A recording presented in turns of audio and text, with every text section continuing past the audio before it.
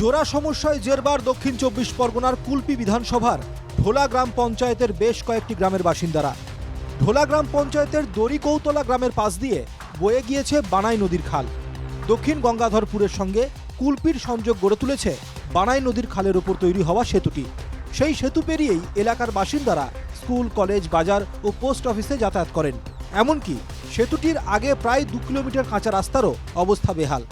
সেতু ভেঙে পড়ায় খালের জল পেরিয়ে ঝুঁকি নিয়েই যাতায়াত করতে হচ্ছে এলাকাবাসীকে। বর্ষাকালে চলাফেরার খুব কষ্ট, এক গলা করে পানি, এদিকে আমাদের বাচ্চাঘাটদের লেখাপড়া করার খুব কষ্ট, মানে খাল পেরিয়ে যাতায়াত করতে হয়।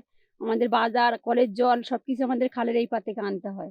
কেন পোলের কি অবস্থা? পোলটা পুরো ভাঙা, পোল থেকে যেতে পারছি না আমরা। এই কাঁচা রাস্তা 2 কিলোমিটার কাঁচা রাস্তা অতিক্রম করে, আর এই পোলটা ভেঙে গেছিল। পোলটা বাঁশের পোল ছিল, প্রথম কাঠের পোল ছিল, তারপর বাঁশের পোল হয়েছে। হওয়ার পরও ভেঙে গেছে, তাও আমরা খালপার হয়ে যাই। খালপার হয়ে গিয়ে আমরা বাচ্চাদের সেতু না থাকায় পাথর প্রতিমা ও কুলপির মানুষকে চরম সমস্যায় পড়তে হচ্ছে বলে অভিযোগ করেছে বিরোধীরা। পোস্ট অফিস আছে, বাজার আছে, স্কুল আছে, খুব তাদের যেতে আসতে কষ্ট হচ্ছে।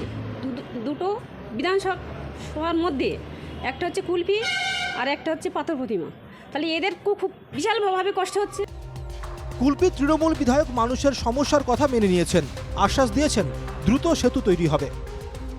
পোলটা হচ্ছে দুটো ব্লকের মধ্যবর্তী স্থানে আর কি, ফলে একটু সমস্যা হচ্ছে। আগে পঞ্চায়েত থেকে এগুলো সব ঠিকঠাক হতো, তো এখন আমরা দেখছি যত তাড়াতাড়ি করা যায় চেষ্টা করছি। বিধায়কের আশ্বাসে ভরসা রাখতে পারছেন না এলাকার মানুষ। তাঁদের অভিযোগ, এর আগেও একাধিকবার প্রতিশ্রুতি মিলেছিল, কিন্তু কাজের কাজ হয়নি। দক্ষিণ ২৪ পরগনার কুলপি থেকে অরিজিৎ মণ্ডলের রিপোর্ট, NKTV বাংলা।